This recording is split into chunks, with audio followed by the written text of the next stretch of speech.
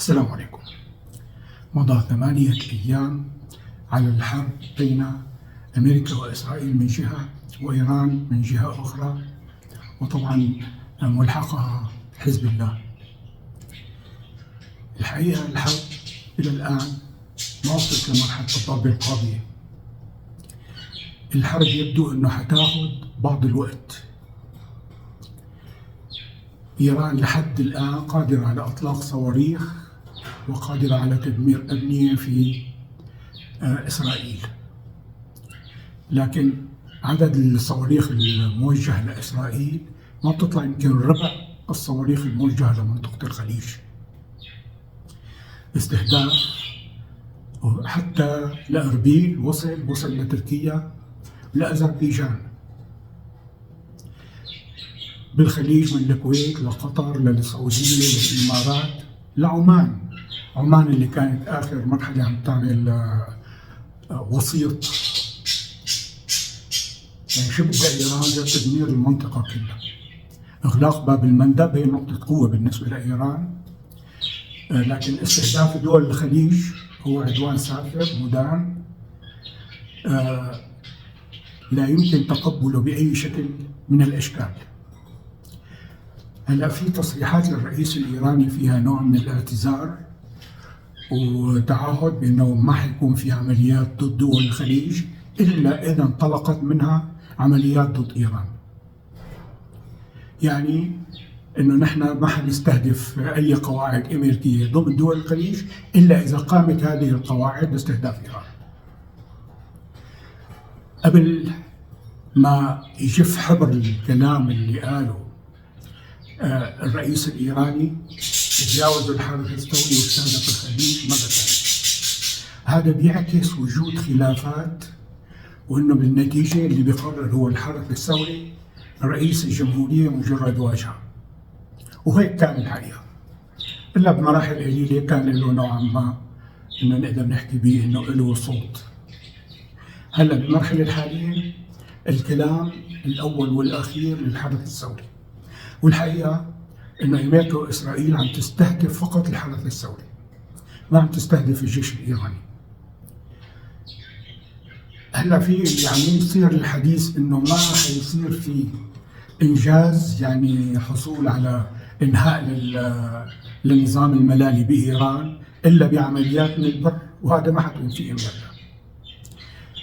وإنه ممكن الاعتماد على تحركات معارضات إيرانية قومية مثل تحركات الأكراد.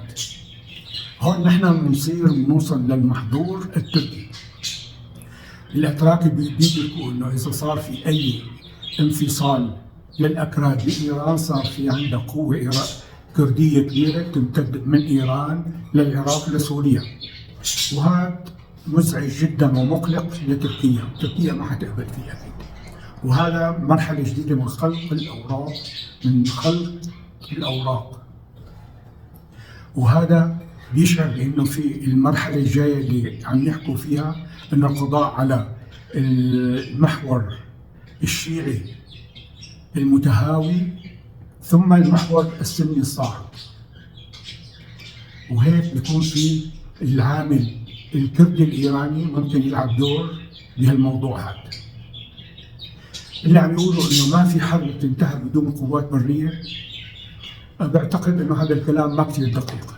هي عندنا مثال يوغوسلافيا لما الصرب تعنتوا بدت فيهم قصف امريكا، قصف قصف قصف قصف. لما توقف القصف بعدها صار في الاستسلام وتسليم الرئيس الصربي ليتحاكم. هذا حصل، وممكن انه يحصل هذا الكلام بايران. وما ننسى انه ايران متعدده القوميات، والمهيمن هن الفرس. وطبعا انا بعتقد ان الفرس وكل القوميات الثانيه هن بشكل او باخر متضررين من نظام الملالي الصفوي. لبنان طبعا دخل على الخط، صار في حتى تصوروا عمليه انزال اسرائيليه، يعني في نبش قبور ليدوروا على طيار إسرائيلي. صار له زمان يعني هذا إنه ما عم يعطي حزب الله معلومات عنه، انه صار في عمليه انزال ونبش قبور للبحث عنه. يا ترى فيها التطور انه تكشف الدي ان اي خلال دقائق؟ ممكن، يعني التطور التكنولوجي ممكن يصير فيه الكلام هذا.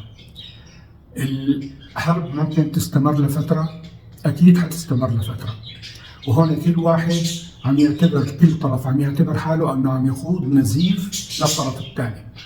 امريكا واسرائيل النزيف اللي عم تساويه هي بقواعد اطلاق الصواريخ، بيهمها اكثر من الصواريخ نفسها.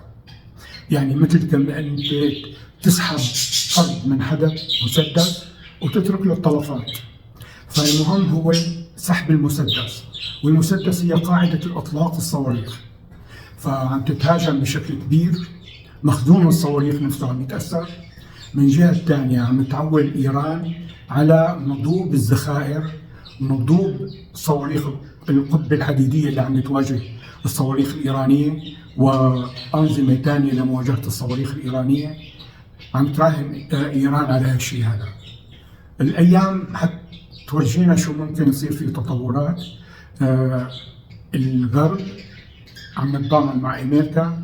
صحيح امريكا بجوز تعاني من موضوع الذخائر، بس معاناتها حتكون اقل بكثير من ايران، لانه هي مفتوحه. ممكن حتى اذا ما صانعها ما عاد تكفي، ممكن تاخذ من اوروبا، كميات من الذخائر بتكفي لاطاله امد الحرب. اسرائيل عم تعاني جدا من الصواريخ اللي عم تطلقها ايران، مثل المره الماضيه بحرب 12 يوم، وهالمره عم تواجه المدن الاسرائيليه الصواريخ الايرانيه، وعم نشوف دمار ما عهدناه سابقا. الحرب لم تحسم بعد، اللي بيعتقدوا انه حتحسم بالنتيجه لصالح امريكا وحتخسر ايران. والموضوع بالنسبه للعرب هو موضوع مخيف لحد الان. بدانا بالاستهدافات من ايران، وممكن يستدرجوا ردود افعال عربيه، وساعتها امريكا واسرائيل يسحبوا ايدهم من الحرب، وبتضل مستمره حرب ايرانيه عربيه وبشكل اساسي سعوديه لسنوات، مثل ما صار توريط صدام حسين بحرب مع ايران استمرت 8 سنوات. طبعا السعوديه ودول الخليج في المرحله واعيين جدا للمخاطر، صفيوا. بس المشكله هلا انه دول الخليج هي اللي بدها تدافع عن الامريكان الموجودين بدول الخليج، مو العكس.